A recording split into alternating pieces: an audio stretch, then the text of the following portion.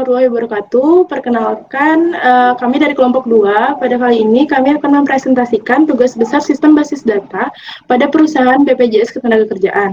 Nah, sebelumnya akan kami lakukan perkenalan terlebih dahulu, yaitu nama saya Anggita Yunisa. Lalu ada rekan-rekan saya, yaitu dari Rahmawati, ada Aksal Mubarak, dan Dewa Madi Surya Permana Mastra. Nah, jadi apa sih BPJS Ketenagakerjaan itu? Nah, perusahaan BPJS Ketenagakerjaan ini merupakan badan hukum publik yang bertugas melindungi seluruh pekerja. Nah, perlu diketahui bahwa BPJS Ketenagakerjaan ini bergerak dalam bidang jaminan sosial.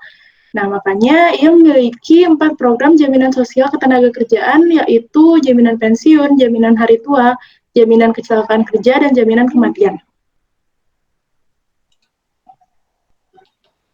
Nah, pada perusahaan ini, yaitu BPJS Ketenagakerjaan, dalam menjalankan proses bisnisnya, ia mengalami beberapa kendala, yaitu data-data yang ada di aplikasi belum dikelola dengan baik, seperti data pendaftaran peserta, pengajuan klaim, pengaduan keluhan peserta, data mitra yang ada di perusahaan, data perusahaan-perusahaan yang tergabung sebagai peserta, dan masih banyak data lainnya.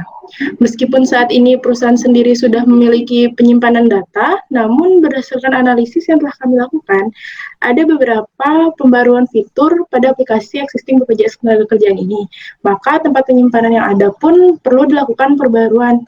Hal ini seiringan pula dengan meningkatnya jumlah peserta BPJS Ketenagakerjaan. Maka BPJS Ketenagakerjaan pun memerlukan sebuah sistem basis data yang dapat terintegrasi dengan proses bisnisnya agar seluruh data dalam proses bisnis dapat dikerjakan dengan lebih efektif dan efisien. Nah, berhubung tugas sistem basis data ini terintegrasi dengan beberapa mata kuliah lainnya, jadi di sini kami juga akan menjelaskan proses bisnis yang pada kali ini mata kuliah RPB. Di sini ada 4 proses bisnis utama, yaitu yang pertama proses bisnis pendaftaran peserta. Nah, proses bisnis ini merupakan proses bisnis yang cukup penting karena untuk melakukan jaminan, pencairan jaminan, maka si tenaga kerja harus mendaftarkan dirinya terlebih dahulu sebagai peserta BPJS. Nah, peserta dapat melakukan pendaftaran ini bisa melalui online maupun offline. Proses ini pun ditangani oleh divisi pemasaran mulai dari berkas-berkas, pembayaran, hingga peserta mendapatkan kartu, baik itu secara fisik dan digital. Lalu ada proses bisnis pelayanan pemberian jaminan. Nah, sebagai salah satu perusahaan jasa yang menyediakan produk berupa jaminan, seperti yang telah saya jelaskan tadi, proses bisnis ini pun sangat penting. Jadi, proses bisnis ini bisa dilakukan baik dengan metode online maupun offline, dimulai ketika peserta mengajukan formulir pengajuan jaminannya dan juga menyerahkan dokumen pendukungnya kepada customer service kalau dilakukan secara offline. Nah, sedangkan jika online, ia bisa menguploadnya melalui aplikasi BPJS TKU. Nah, lalu akan dicek jika sudah sesuai semuanya, maka akan peserta itu diberi surat keterangan kapan uang jaminannya akan dicairkan. Lalu masuk ke proses bisnis lainnya. Ada proses bisnis sosialisasi calon peserta perusahaan. Nah, proses bisnis ini pun dilakukan jika ada perusahaan yang belum terdaftar BPJS Ketenagakerjaan, wajib melakukan sosialisasi mengingat bahwa setiap tenaga kerja wajib menjadi peserta menurut undang-undang. Nah, proses sosialisasi ke calon peserta ini dimulai dari pihak BPJS Ketenagakerjaan melakukan pendataan perusahaan mana saja sih yang belum mendaftarkan anggotanya, yang kemudian dilakukan konfirmasi terhadap HRD dari perusahaan yang dimana sebagai aktor eksternal di proses bisnis ini, lalu disetujui oleh kepala cabang. Nah, jika disetujui, lalu bisa dilakukan sosialisasi, dan di akhir setelah sosialisasi perlu dibuatkan laporan pertanggungjawaban kepada kepala cabang. Lanjut ke yang terakhir.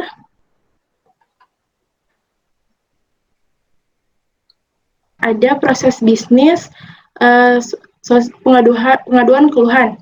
Nah, pengaduan keluhan ini merupakan proses yang sangat penting juga, karena sebagai perusahaan jasa, keluhan peserta menjadi prioritas dalam penanganannya. Nah, proses ini pun dimulai ketika peserta mengajukan keluhannya ke customer service. Nah, itu bisa diajukan melalui media online maupun offline. Lalu customer service pun akan mengecek dan memverifikasi data-data pendukungnya, lalu jika sudah akan diserahkan ke divisi yang sesuai terkait permasalahan yang diajukan si peserta, bisa pelayanan maupun pemasaran. Nah, kemudian mereka akan mengolah keluhannya, dan jika sudah, si peserta pun akan diminta untuk mengisi feedback yang digunakan untuk tahap evaluasi oleh perusahaan itu sendiri.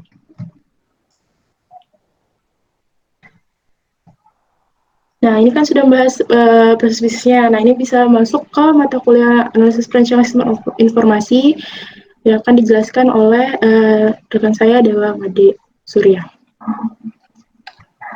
Baik. Baik, berikut adalah sudut pandang dari tekniknya, sudut pandang dari sistem APSI. Pertama-tama itu akan dibahas dulu use case diagramnya, yaitu penjabaran apa sih yang dapat dilakukan oleh tiap-tiap aktor di BPJS TK ini. Pertama ada 3 aktor utama, yaitu pekerja, peserta, dan pegawai.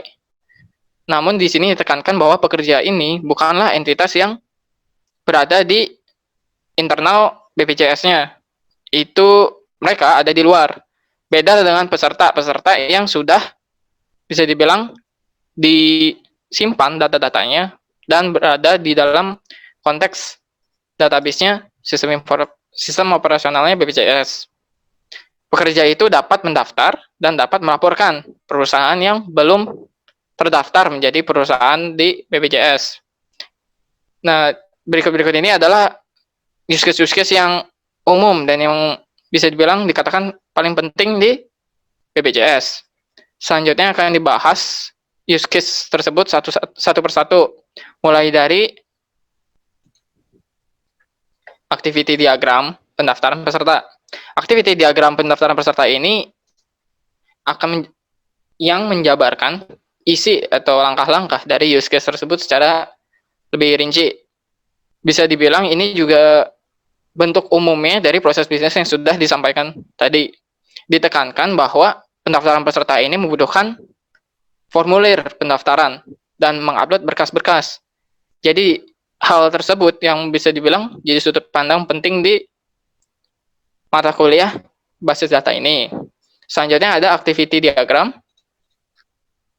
melakukan klaim.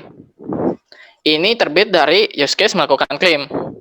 Di sini ditekankan bahwa klaim ini bisa dilakukan di beberapa jaminan yang disediakan oleh BPJS TK. Dan melakukan klaim ini juga perlu memberikan berkas-berkas pentingnya. Itu untuk activity diagram melakukan klaim. Selanjutnya ada activity diagram sosialisasi peserta perusahaan. Seperti yang tadi sudah disebutkan, ini untuk menarik perusahaan yang belum terdaftar di BPJS itu menjadi perusahaan yang terdaftar. Berarti ditekankan bahwa data-data perusahaan tersebut yang menjadi yang ditonjolkan di activity diagram ini. Lalu selanjutnya itu ada activity diagram pengaduan keluhan. Di sini selain media yang dipakai untuk pengaduan keluhan yang dicatat, itu juga perlu mencatat jenis keluhan yang disampaikan oleh peserta. Jenis keluhan tersebut bisa dalam berbentuk dokumen pendukung, bisa jadi tidak, tergantung keluhan-keluhan yang disampaikan. Cukup sekian dari sudut pandang APSI, sudut pandang tekniknya. Selanjutnya akan masuk ke basis data, yaitu akan dibahas IRD-nya, Entity Relationship Diagramnya. Dari sebelumnya tadi sudah dibahas apa yang dilakukan entity dan apa yang dilakukan aktivitas secara detailnya. Sekarang itu akan dilihat relationship-nya. Pertama-tama di sini ada beberapa entity yang tidak bisa dibilang bukan merupakan aktor, atau bisa dibilang bukan juga merupakan apa sebutannya?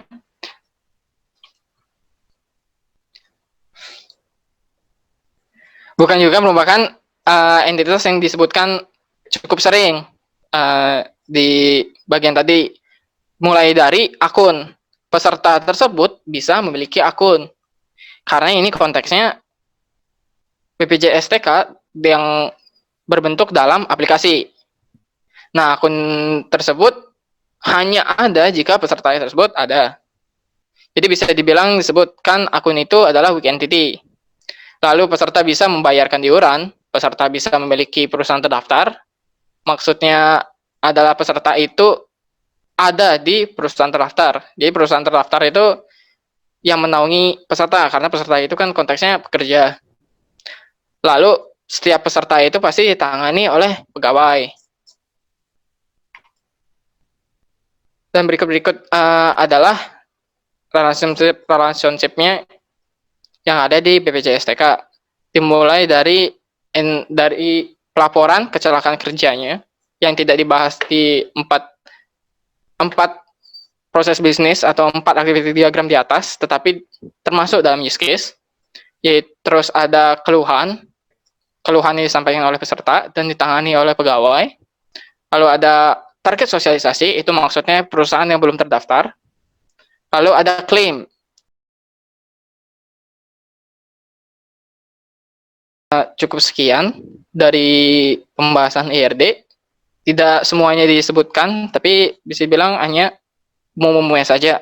Semua atribut yang digambarkan di sini adalah atribut-atribut atau berkas-berkas atau informasi-informasi yang diperlukan di proses bisnis tadi atau activity diagram tadi.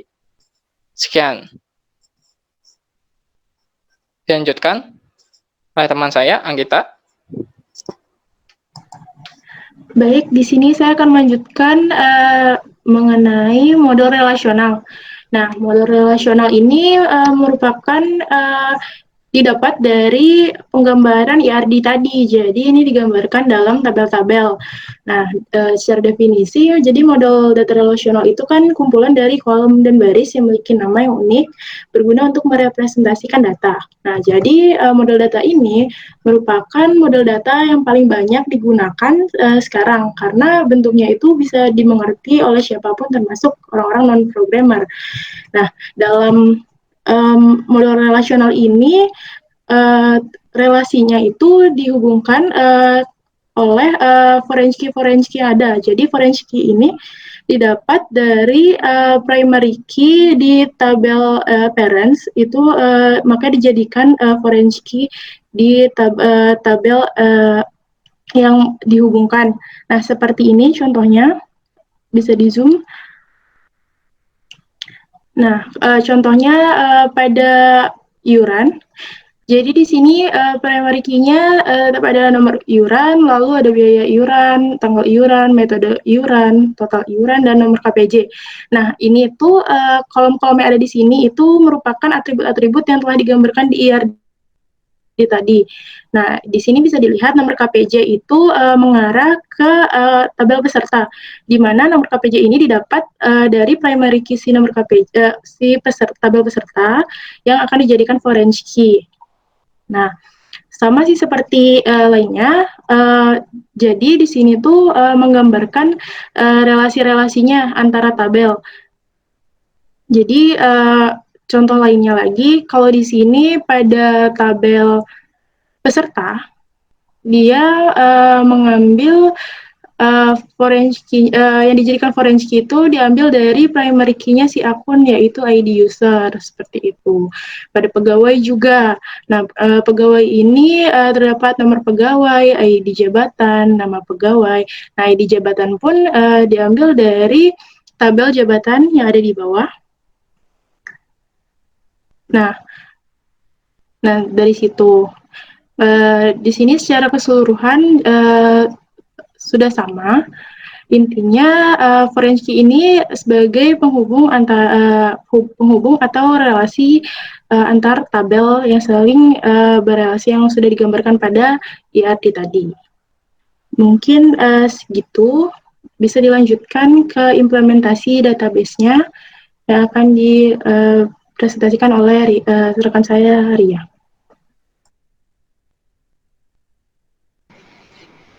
Nah, setelah tadi dibahas IRD dan model relasionalnya, maka selanjutnya kita akan mengimplementasikannya ke dalam sebuah database.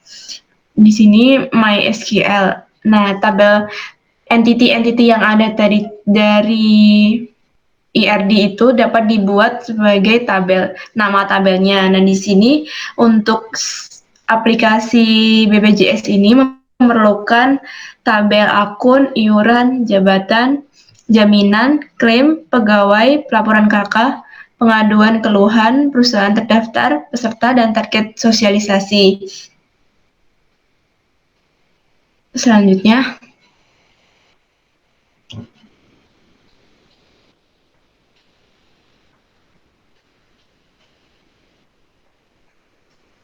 next.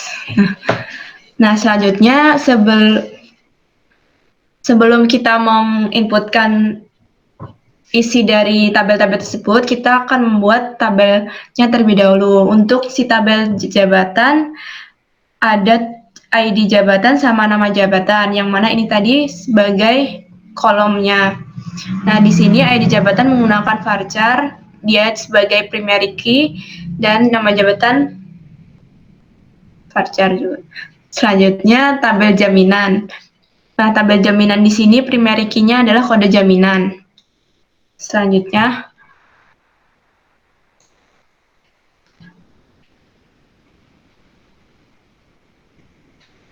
nah di sini baru kita akan memasukkan isi dari tabel tersebut. Di sini misalnya jika kita mau menginputkan ID si jabatannya misalnya JB002, kemudian nama jabatannya dia customer service.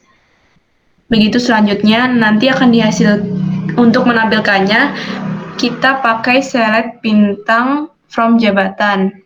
Nanti dia akan jadi seperti itu.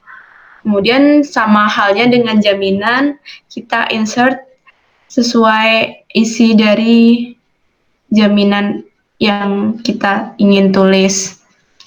Next.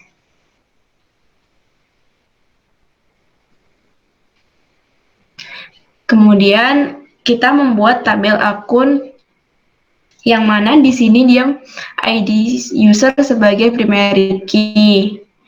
Dan kemudian ada email, username, sama password. Selanjutnya,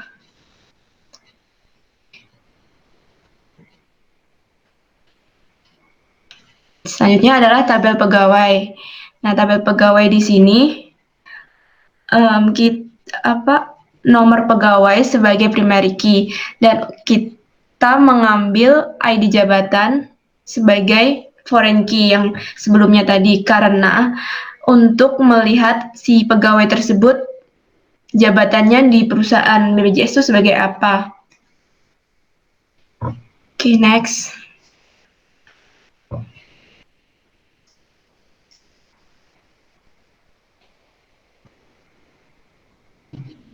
Nah, selanjutnya saya akan melanjutkan presentasi dari rekan saya Ria. Perkenalkan, nama saya Muhammad Aksal Mubaraks. Jadi di sini ada tabel akun.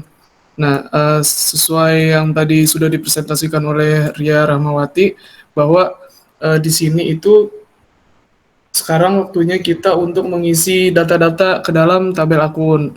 Nah, jadi di sini pakai query insert into akun values, nah dimasukkan, disesuaikan dengan ID user, dengan email, dengan username dan dengan password. Dan setelah dirasa benar untuk memasukkan nilai ke dalam tabelnya, bisa kita lihat dengan menggunakan select bintang from akun. Ini akan keluar hasilnya seperti ini. Selanjutnya, kita juga masukkan tabel pegawai sesuai dengan tabel yang sebelumnya sudah dibuat. Sama menggunakan insert into pegawai, nomor pegawai, ID jabatan, values. Nah, di sini juga disesuaikan dengan dengan si nomor pegawai. Berarti si Unyilinyu ini sebagai nama pegawai, disesuaikan itu sunannya. Kemudian setelah dirasa benar jika memasukkan data tersebut, bisa kita lihat menggunakan select bintang from pegawai. Akan keluar hasil seperti ini.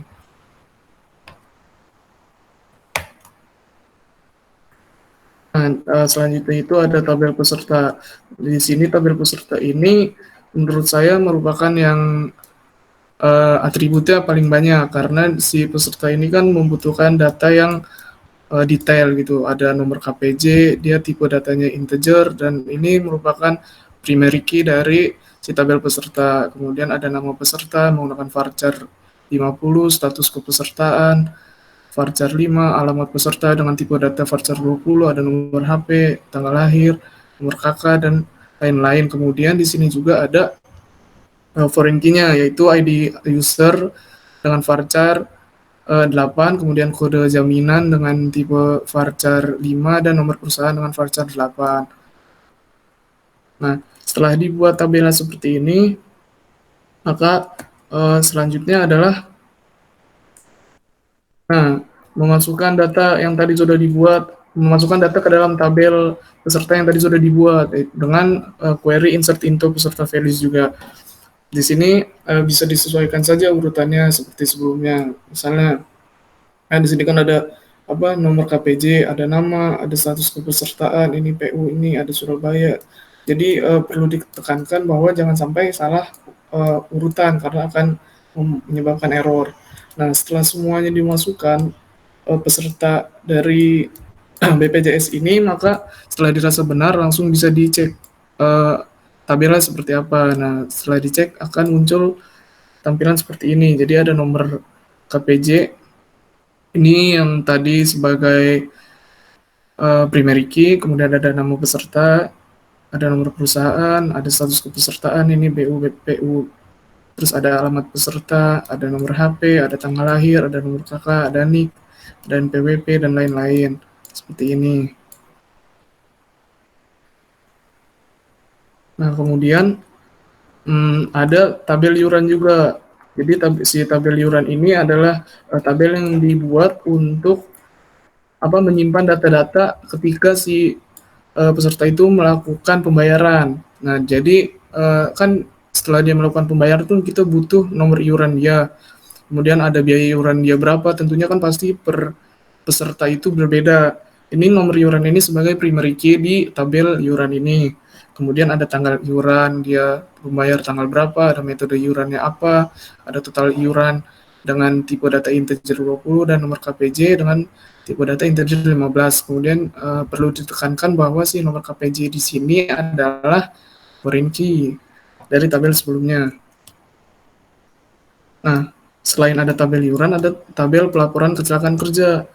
Di tabel pelaporan kecelakaan kerja juga dibutuhkan ketika ada si peserta yang ada si peserta yang terjadi kecelakaan kepada mereka. Nah, jadi ketika misalnya ada kecelakaan yang menimpa mereka, dia juga kan harus melaporkan. Jadi si nomor pelaporan ini otomatis menjadi primary key karena setiap peserta ini kan berbeda nomornya. Selain dia melakukan pelaporan, dia juga kan harus menyertakan fotonya. Jadi si tipe data foto ini mempunyai tipe data blob kalau di database. Kemudian ada lokasi kecelakaan korban yang harus diinputkan juga, ada status kecelakaan korban juga yang harus diinputkan dengan tipe data varchar 20, dan ada nomor KPJ. Ini foreign key dari tabel yang sebelumnya. Dia juga ada nomor pegawai karena di sini untuk untuk menjelaskan bahwa si peserta yang mana sih gitu ketika dia terjadi kecelakaan dengan dirinya, dan pegawai yang mana sih gitu.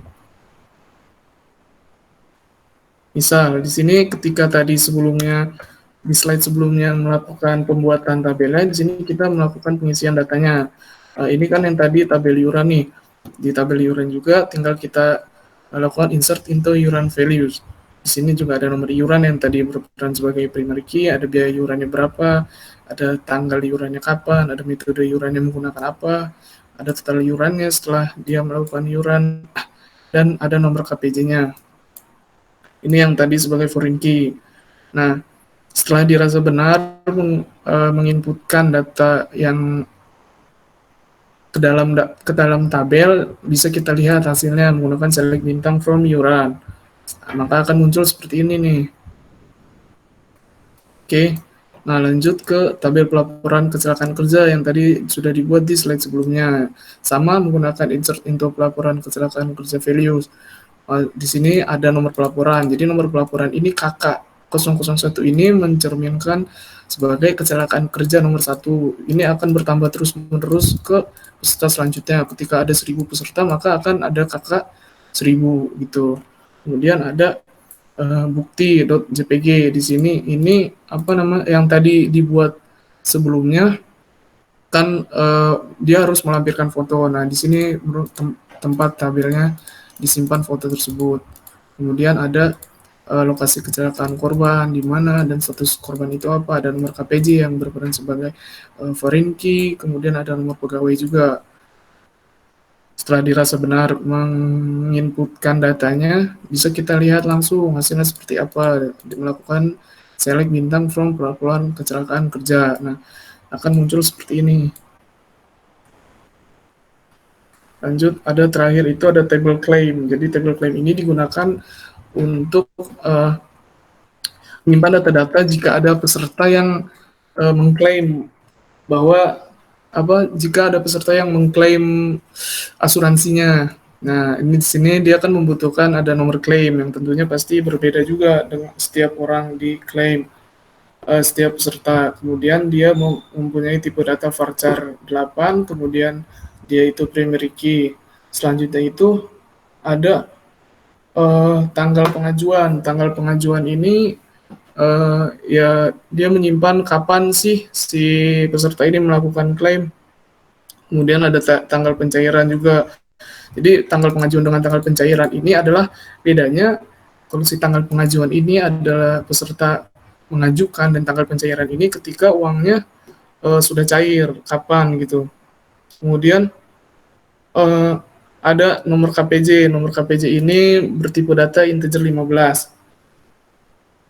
Integer 15 nomor dan ini foreign key.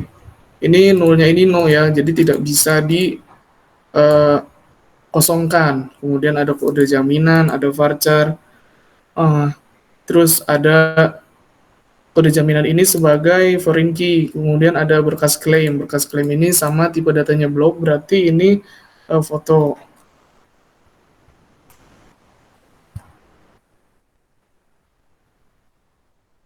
Lanjut nih, table claim. Tabel klaim yang tadi sudah dibuat, maka akan diisikan dengan data seperti ini. Jadi si data yang tadi, si tabel yang tadi sudah dibuat ini, maka langsung diisi ke dalam, maka ini data yang ini tuh diisi ke dalam tabel yang tadi sudah dibuat, maksud saya. Nah, dengan query insert into claim values. Seperti ini, sama saja, harus sama urutannya dengan nomor klaim, dengan tanggal pengajuan, dengan tanggal pencairan, sama saja. Kemudian setelah dirasa benar, maka bisa ditampilkan select bintang from claim. Nomor klaim ini seperti yang sudah tadi saya jelaskan adalah per orang atau per peserta itu pasti berbeda. K001 berarti klaim nomor 1, klaim nomor 2, sampai klaim nomor sekian. Kemudian ada tanggal pengajuan, tanggal pencairan. Nah,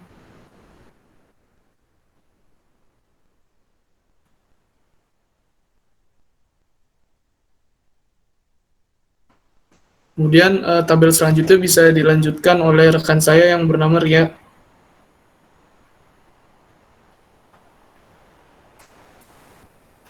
Ria. Baik, di sini saya akan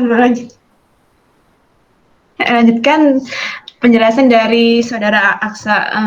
Selanjutnya adalah ada tabel pengaduan keluhan, yang mana tabel pengaduan keluhan di sini untuk primary key-nya adalah nomor keluhan, dan ada tanggal keluhan, deskripsi keluhan, media keluhan, nomor keluhan, dan ada foreign key yang ini nomor KPJ dan nomor pegawai. Nah, di sini dokumen pendukungnya ini tipe datanya adalah blob, di mana yang blob ini adalah tipe data untuk misal kita mau menghapus sebuah foto, gambar, format JPG atau PNG dan lain-lainnya. Oke, selanjutnya.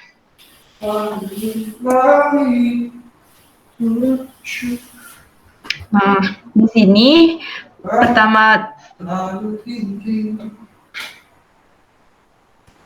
kita sama kayak yang sebelum-sebelumnya kita menambahkan data-data di tabelnya sama seperti tadi, yang mana di nomor KJP ini harus emang sudah ada di tabel sebelumnya. Kalau kita menambahkan misal si nomor KJP ini dengan nomor yang baru itu tidak bisa karena dia foreign key ke tabel sebelumnya. Nomor pegawai pun seperti itu juga. Kemudian ini adalah saat kita belum menambahkan si berkas keluhan. Berkas di sini adalah dokumen pendukungnya.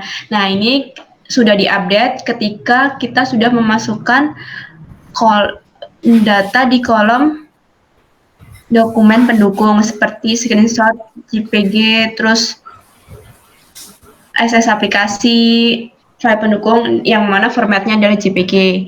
Next. Kemudian ada tabel perusahaan terdaftar, yang mana di sini ada nomor perusahaan sebagai primary key dan ada nama perusahaan, wilayah perusahaan, dan kontak perusahaan. Oke, next.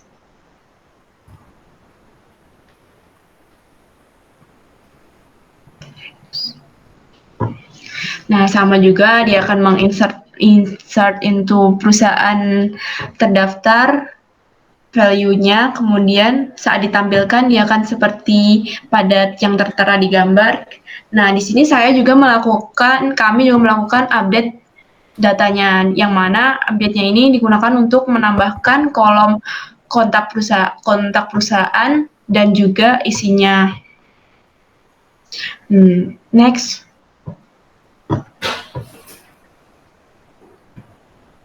Yang selanjutnya adalah tabel target sosialisasi.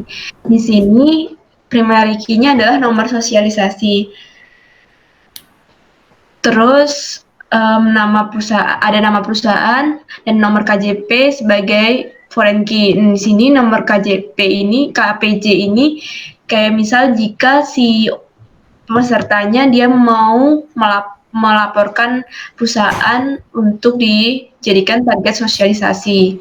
Kalau nomor pegawai ini juga dia sebagai foreign key, yang mana dia nanti akan menangani pelaporan dari pesertanya tersebut. Kemudian ada wilayah perusahaan dan kontak sosialisasi. Oke, next.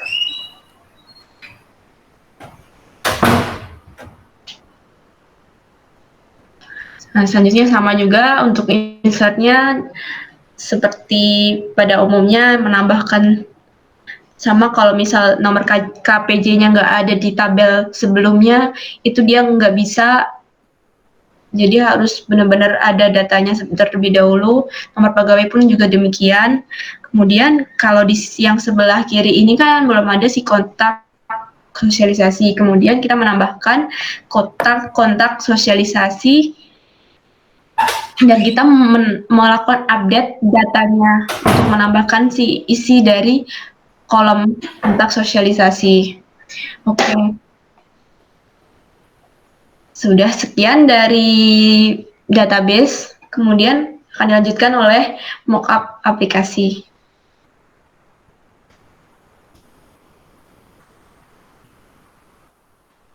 Nah, ini akan dibacakan oleh Ria di juga. mockup. Lanjut, Ria. Nah, mockup aplikasinya seperti yang tertera pada gambar. Gambar pertama ini adalah saat si peserta akan melakukan login, yang mana pada tabel akun itu terdapat username sama password. Nah, ini diterapkannya pada saat dia mau login. Kemudian di tabel peserta itu terdapat kategori kepesertaan, status kepesertaan, yang mana ini ada PU, BPU, dan PMI. Selanjutnya ini adalah kayak tampilan dari si profilnya. Dan ini ada fitur-fitur yang tersedia di aplikasi BPJS. Itu bisa di zoom. Oke, next. Selanjutnya, nah ini profil saya ini adalah kayak yang dari tabel pesertanya tersebut. Di sini ada nomor KJP, status pesertanya tadi adalah kayak PU dan BPU, kemudian user ID-nya, email, username, yang mana kalau untuk user ID sama email username ini diambilnya dari tabel akun. Oke, next.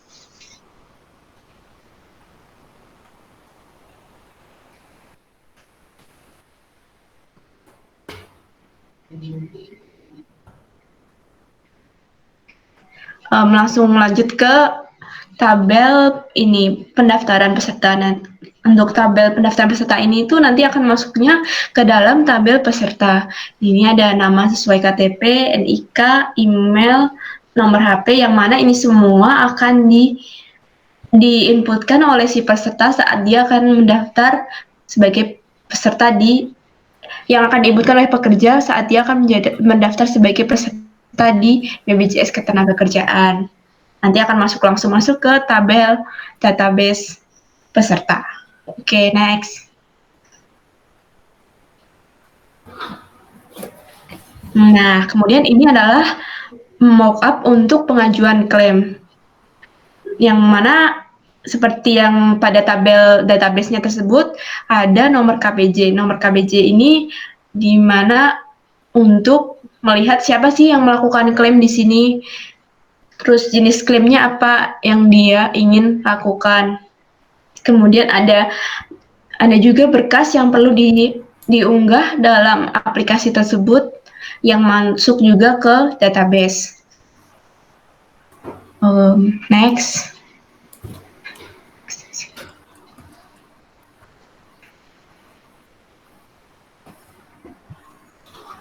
Next.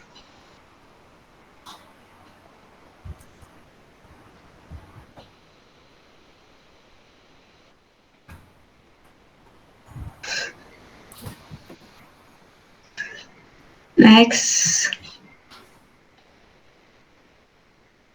Jadi kesimpulan pada presentasi kali ini adalah bahwa dalam pembuatan aplikasi tentunya bakal menghasilkan banyak sekali data di dalamnya, sehingga diperlukan sebuah tempat yang dapat menampung data-data tersebut. Jadi makanya kita juga membuat tadi database dari perusahaan BPJS TK. Kemudian permasalahan yang ada adalah sama seperti tadi membuat database, kemudian data-data yang ada itu bakal disimpan ke dalam tabel-tabel yang ada di dalam database yang sudah disesuaikan. Nah, database ini juga kan dapat mempermudah penyimpanan data peserta, juga menambah datanya tersebut terstruktur.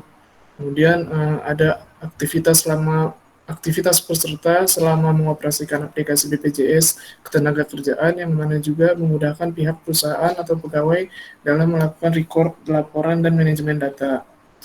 Mungkin cukup sekian presentasi tugas besar basis data dari kelompok kami. Jika ada kurang lebihnya, kami meminta maaf yang sebesar-besarnya. Wassalamualaikum warahmatullahi wabarakatuh.